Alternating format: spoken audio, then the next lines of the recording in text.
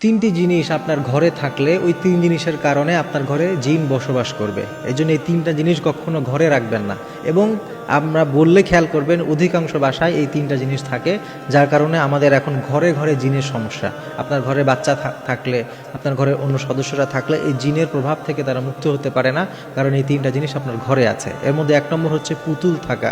ঘরে যদি পুতুল থাকে, এবং অনেক বাসা বাড়িতে ঝুনঝুনি আছে, যেটা ঝনঝন করে বাজে, বাচ্চাদেরকে খেলার জন্য অনেক সময় দিয়ে রাখেন আপনারা। তো এই ঝুনঝুনির মধ্যে, পুতুলের মধ্যে জিন, দুষ্ট জিন, শয়তান এরা বসবাস করে। তো আপনার ঘরে যদি এমন জিন থাকে, এই পুতুল থাকে, সেটা যে কোনো কিছুর পুতুল হতে পারে, প্রাণীর আর কি, মানুষের হোক, বিভিন্ন পশু পাখির হোক, এই পুতুল যদি থাকে ওটা আজকে ঘর থেকে ফেলে দেন।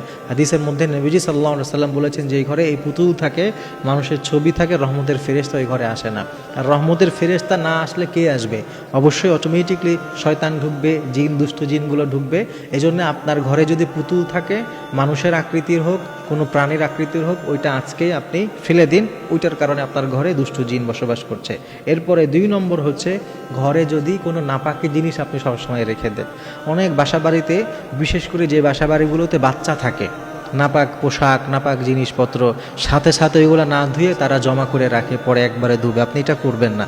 নাপাক জিনিস কখনো আপনি ঘরে রাখবেন না। যেই ঘরে নাপাক জিনিস থাকে, ওই ঘরে দুষ্ট জিন এবং শয়তান খুব বেশি বেশি আসতে থাকে। এজন্য মনে রাখবেন যে নাপাক কোনো কিছু আপনি ঘরে রাখবেন না, কারণ দুষ্ট জিনদের সবথেকে পছন্দের জিনিস আর জায়গা হলো নাপাক। এজন্যে হাদিসের মধ্যেও এসেছে যে দুষ্ট জিনরা অনেক সময় বাথরুমে বসবাস করে, কারণ এটা নাপাক থাকে।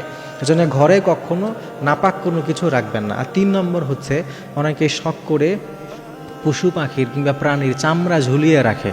তো চামড়া ঝুলিয়ে রাখবেন না, কারণ এই চামড়াগুলোর মধ্যে দুষ্ট জিন এবং শয়তান বসবাস করতে পারে। আর যেই 3টা জিনিসের কথা বললাম, এগুলো থাকলে এইখান থেকে আপনার সন্তানের জন্যে, আপনার নিজের জন্যে, যদি বাসা বাড়িতে ছোট্ট বাচ্চারা থাকে তাদের জন্য মারাত্মক ক্ষতির কারণ হবে। কারণ দুষ্টু জিন, তাদের যে তাসির, এটা এখন ঘরে ঘরে শুরু হয়ে গেছে। আমাদের কাছে যে কি পরিমাণ এই সমস্ত বিষয় নিয়ে ফোন আসে।